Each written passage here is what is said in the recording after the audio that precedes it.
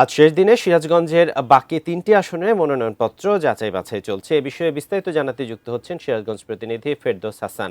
ফেরদৌস হাসান, যে বাকি ৩টি আসনে যে মনোনয়নপত্র যাচাই বাছাই হচ্ছে, যে এ ব্যাপারে কি তথ্য আছে আপনার কাছে?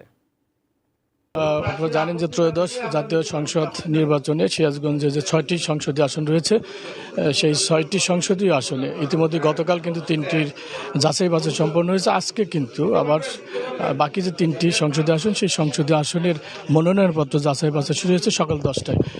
সিরাজগঞ্জ যে জেলা প্রশাসক মোহাম্মদ আমিনুল ইসলাম এবং রিটার্নিং কর্মকর্তা মোহাম্মদ আমিনুল ইসলামের যে জেলা প্রশাসন কার্যালয়ের হল রুম রয়েছে, সেই হল রুমে কিন্তু আজকে সকাল 10টায় বাকি যে 3টি সংসদীয় আসন, সেই সংসদীয় আসনের মনোনয়নপত্র যাচাই বাছাই শুরু হয় সকাল 10টায়। 65 সংসদীয় আসন 65, অর্থাৎ উল্লাপাড়া যে আসন, সেই 4 উল্লাপাড়া আসনের কিন্তু ইতিমধ্যেই বাছাই তার 6টির মধ্যে 2টি মনোনয়নপত্র বাতিল করা হয়েছে মামলার জটিলতার কারণে। এখন কিন্তু 11টায় আবার শুরু হয়েছে সংসদীয় আসন 66, অর্থাৎ এটি বেলকুচি জোহালি আসন।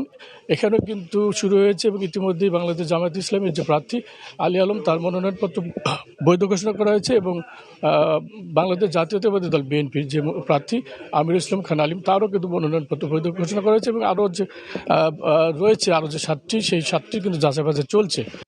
এবং বেলা 12টায় কিন্তু আবার শুরু হবে সিরাজগঞ্জ যে 6, সেই সংসদীয় আসন, অর্থাৎ সাজানের যে মনোনয়নপত্র যাচাই বাছাই সেটি সম্পূর্ণ হবে।